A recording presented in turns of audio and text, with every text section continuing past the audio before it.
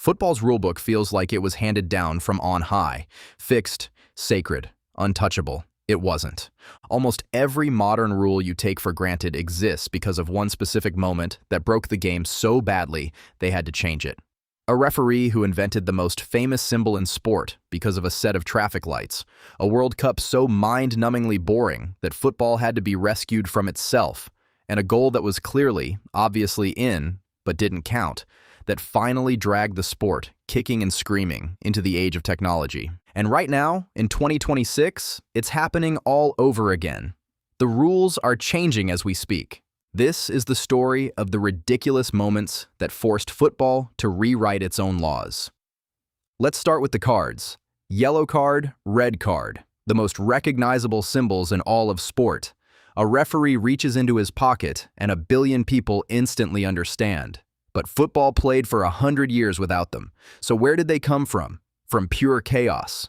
It's the 1966 World Cup, the quarter-final, England against Argentina, and the game descends into confusion. The Argentine captain is sent off, but he doesn't understand the German referee, refuses to leave, and the whole thing grinds to a halt for minutes.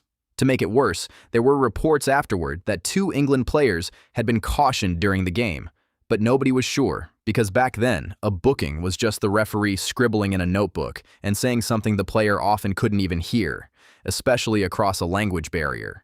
Nobody watching had any idea who was in trouble. One man watching all this was an English referee named Ken Aston, and that evening, driving home from the stadium, he was stopped at a set of traffic lights. Red. Then it hit him. Yellow means, careful, stop if you can. Red means, stop, you're done. Why not do exactly that on a football pitch? A yellow card to say, you've been warned, a red card to say, you're off. So that every single player and every single fan instantly knows what just happened, no words required. He got home, and his wife cut 2 cards out of colored paper to fit in his shirt pocket. And 4 years later, at the 1970 World Cup, the yellow and red card made their debut. Today, it's the universal language of the sport.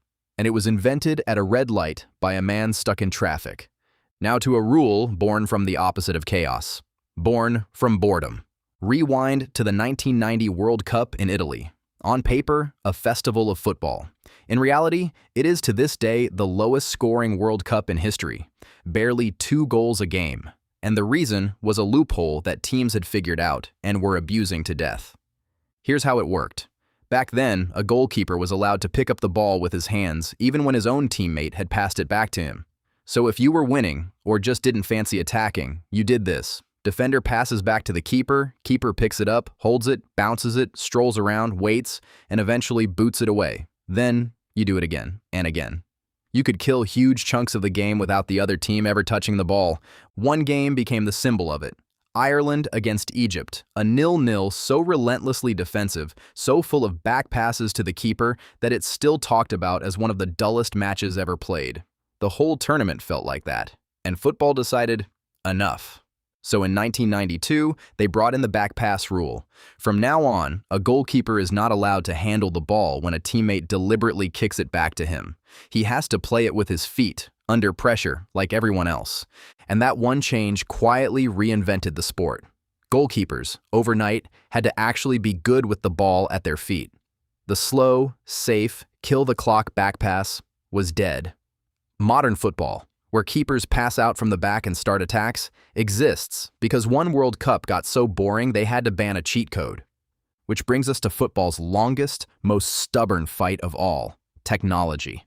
For over 100 years, the sport flat-out refused it. No replays, no machines, nothing. The president of FIFA at the time, Sepp Blatter, was famously, completely against it.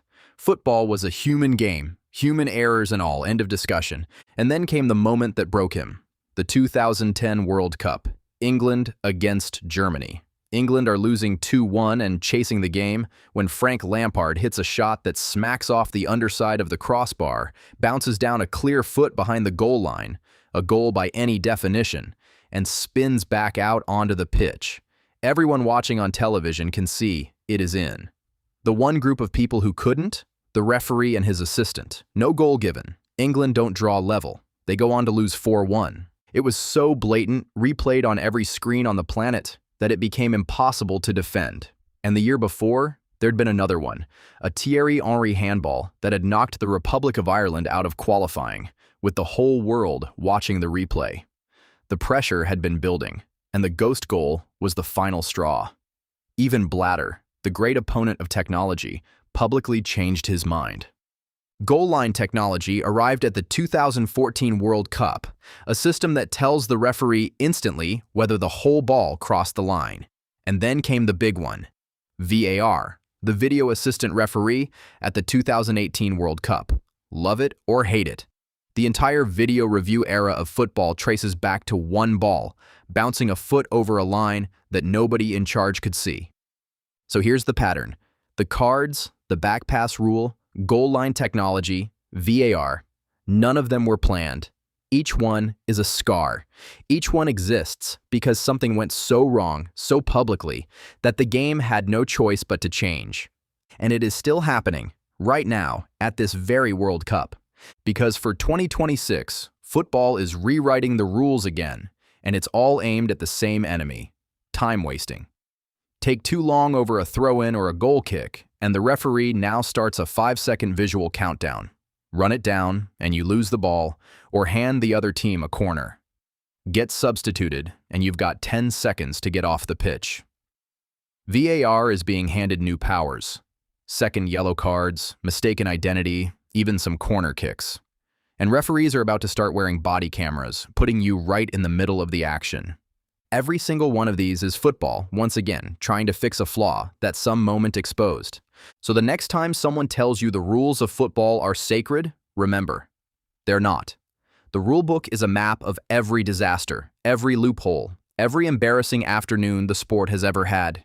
It was written in chaos, in boredom, and in one ball bouncing over a line. And it is still being written today.